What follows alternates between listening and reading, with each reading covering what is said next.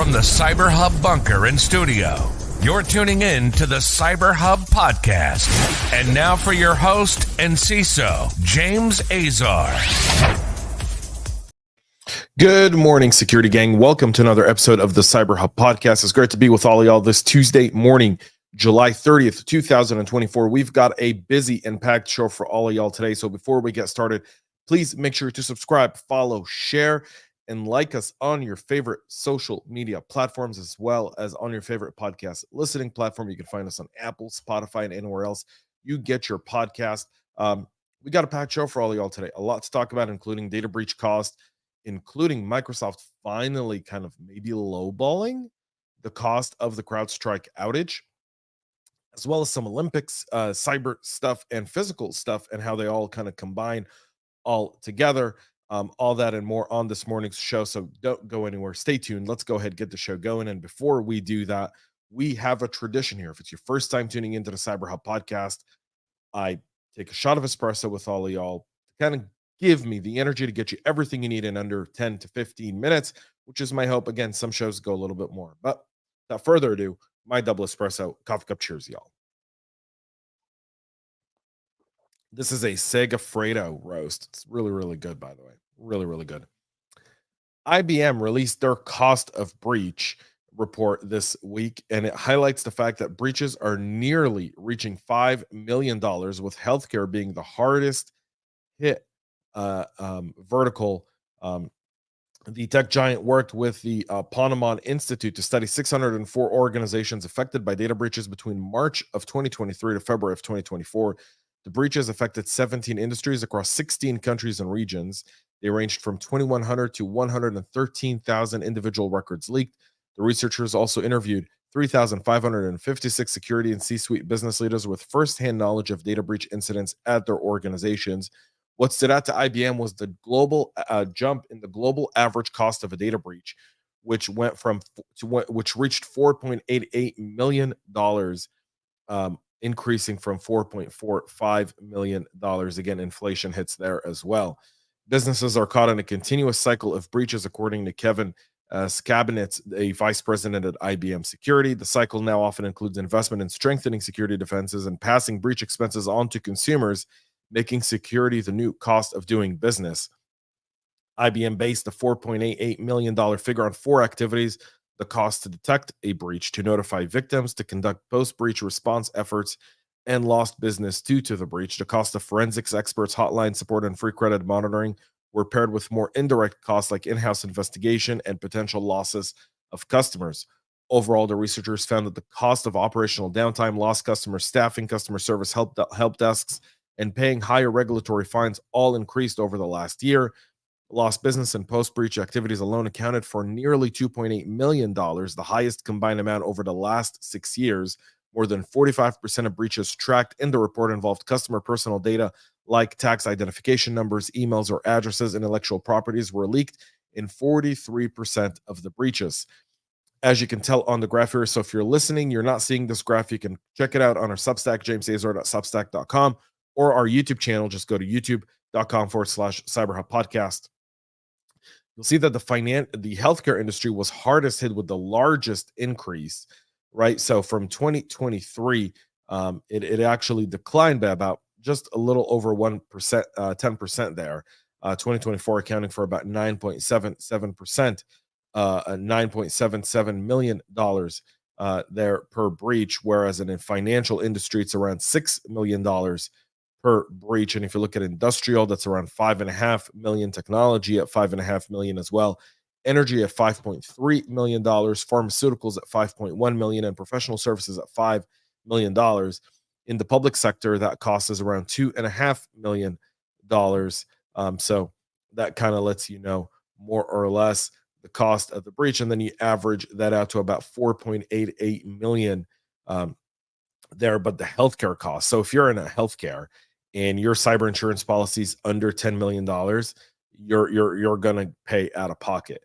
Of the 16 countries and regions studies, the US led the way in cost for the 14th year. And again, it's simply because most of our cost is in data breach notification. And the fact is that because we're so focused on data breach notification, and that accounts for a lot of the cost that has to do with the breach, It's increasing the cost of doing business. So not only do we have inflation, but we have all the regulatory filings on top of that as well that do nothing to help the business. Data breach notification does nothing but protect the consumers. We'll get to that later because we're going to be talking about the TikTok ban and kind of the Supreme Court and the DOJ's response to that here towards the end of the show. But overall, whenever I hear security practitioners say the government needs to regulate more and enforce standards, they don't enforce standards. They never have. Historically, that's a failed approach. The government always comes in with a bottom line of data breach notification and fines. How do we get into your pocketbook during a data breach where there's insurance coverage, where we can take a little bit of money as well and pad the pockets of the government? Instead, the government has to approach this differently. And the different approach here is very, very simple. Set a standard for security across all industries, whether it be NIST, MITRE, CIS, whatever. Set a standard. Create industry best practices. Generate a data privacy bill. Federal data privacy bill. There's one that's got bipartisan support sitting right now. Pass it. Get it to the desk of the president. Get it passed. And then make sure that data breach notification goes from 54 different attorney generals, because it's 54 because you got to include the US territories, right? To one entity like the FTC or whoever, right? CISA. Report all data breaches to CISA. Let CISA investigate. Let CISA determine whether there was negligence or not. Whoever, someone. That would reduce those costs and it would help companies invest more in defense. But instead, we invest more in legal fees than we do anything else. That's my rant. I'm over it. All right, let's move on. The UK government has now revealed that the Electoral Commission that was breached back in August of 2021 was breached because it failed to patch its on-premise Microsoft Exchange server against the proxy shell vulnerabilities. Those vulnerabilities, as many of you remember, were CVE 2021 34473, 34523, and 31207. They were chained together to hack into the Commission's Exchange Server 2016, deploy web shells, which allowed them to gain persistence. After installing that and gaining access to the environment, they deployed malware on October 28th of 2021 when an employee found that the Exchange server was being used to send spam emails. They then exfiltrated voter data, obviously, and so forth. This has been a slap on the wrist, nothing more, because, again, government is not going to hold government responsible. Remember that. Less than a week after we talked about the VMware shipping patches for critical vulnerabilities in ESXi hypervisors, Microsoft's threat intel team is saying the flaw is being exploited by ransomware groups to gain full admin access on domain joint systems. CVE 2024-37085 with a CVSS score of 6.8. It's already been abused by multiple known ransomware groups to deploy data extortion malware on enterprise networks, according to a new warning from Microsoft's threat hunting team. Strangely, Broadcom-owned VMware didn't mention the in the wild exploit when it released patches and workarounds. However, Microsoft saying they're there. The company rolled out patches for ESXi 8.0, VMware Cloud Foundation 5.x, while no patches are planned for 7.0 and VMware Foundation 4.x. Now comes word from Microsoft that groups like Storm 0506, Storm 1175, and Octotempest are already exploiting this to deploy ransomware. You want to get those patched ASAP. Microsoft's previous estimate of 8.5 million machines crashing due to the CrowdStrike Falcon outage 2 weeks ago is too low, according to the company. Microsoft also promises to reduce InfoSec vendor reliances on the kernel drivers in response to the outage. In a blog post over the weekend, David Weston, Vice President of Enterprise and OS Security at Microsoft, detailed how the company measured the impact of the incident through accessing crash reports that were voluntarily shared by customers. Since kernel drivers run at the most trusted level of Windows, where containment and recovery capabilities are by nature constrained, security vendors must carefully balance the needs like visibility and tamper resistance with the risk of operating within kernel mode. So we'll see if they adjust those numbers, but as of right now, they've lowballed the hell out of them. In France, we stick to the Olympics here, and a few things there. Fiber optic networks of several French telecom service providers have been sabotaged overnight, disrupting some fixed and mobile services. The country's second largest telecom operator, SFR, said in a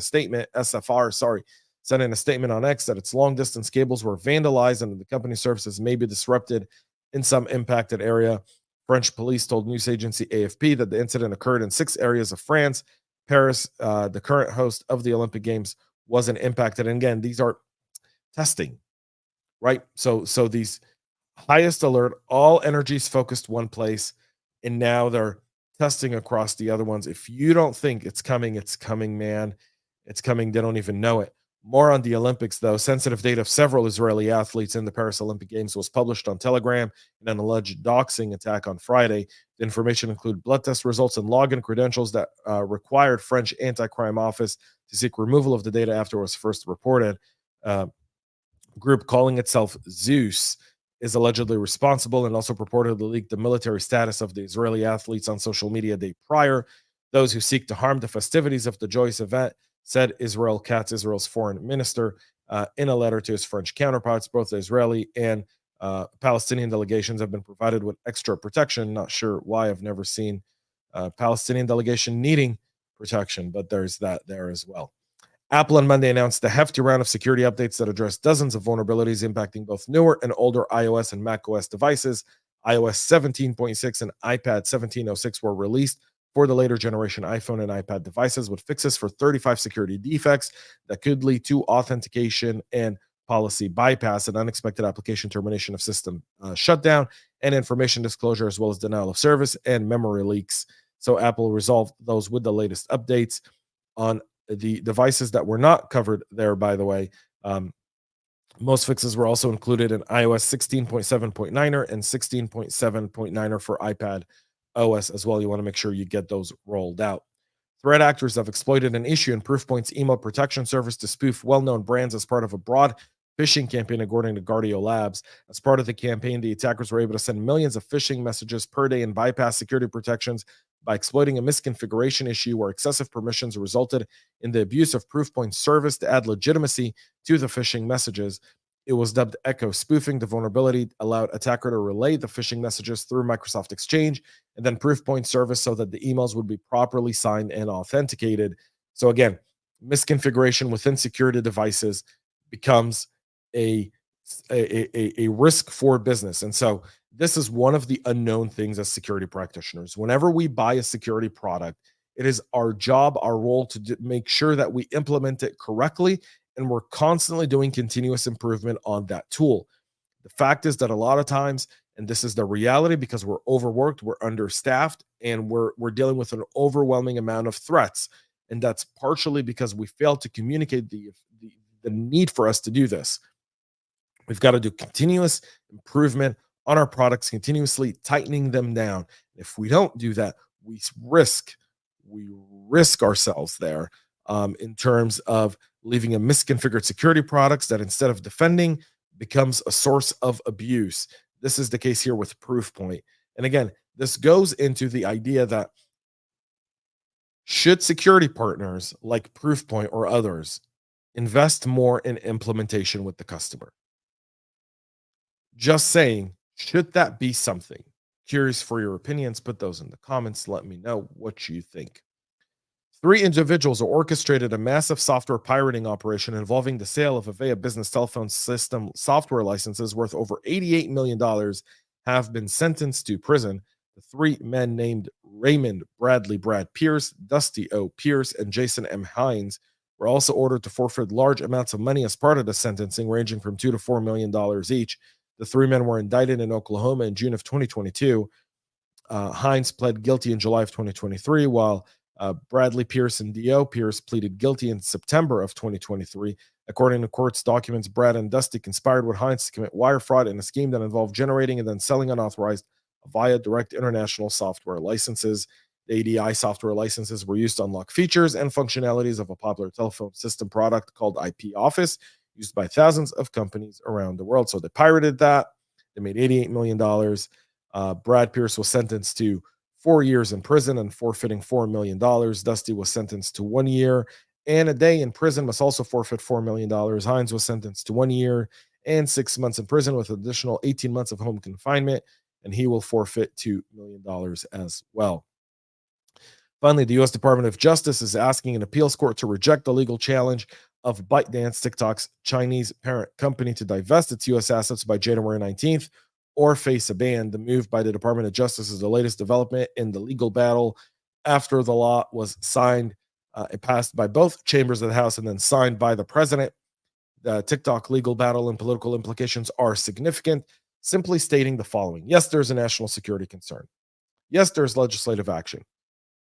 The point is not to ban it, because if they ban TikTok today, so here's the thing. If we allow the ban of TikTok, and I'm on record as saying I despise TikTok. I don't have a TikTok account. I think TikTok is a national security concern. It's an education concern. It's a cultural concern for our country, because the Chinese rigged the algorithms to dumb down our kids and to indoctrinate them with different types of information. However, if, for the sake of TikTok, we pass a law that allows the government to divest and force the divestiture or potentially ban a company, then that's a slippery slope for freedom. They could do the same for X. They could do the same for Facebook or Instagram or any other business or platform in the future if they don't like the information being shared there. And that's the single greatest threat. So should TikTok be banned? Yes. How it should be banned? Strict data privacy bills that apply to all social media platforms, right? Number one. Number two, the requirement that all data of all US people remain there, and then hefty fines if it doesn't.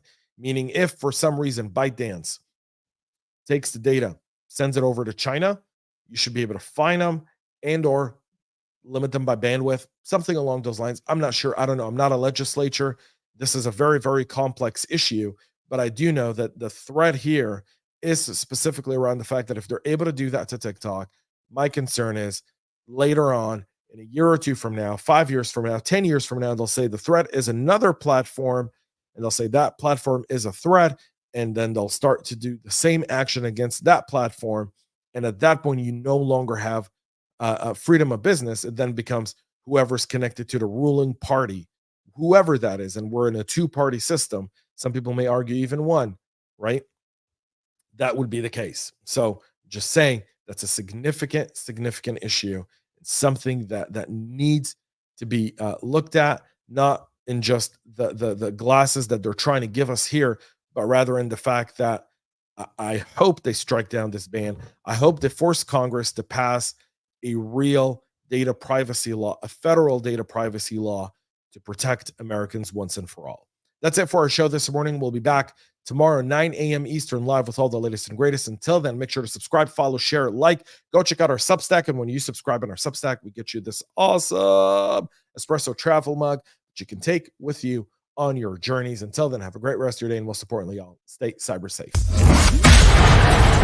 We love feedback, so make sure to connect with us on social media and subscribe to our podcast on your favorite podcast listening platform.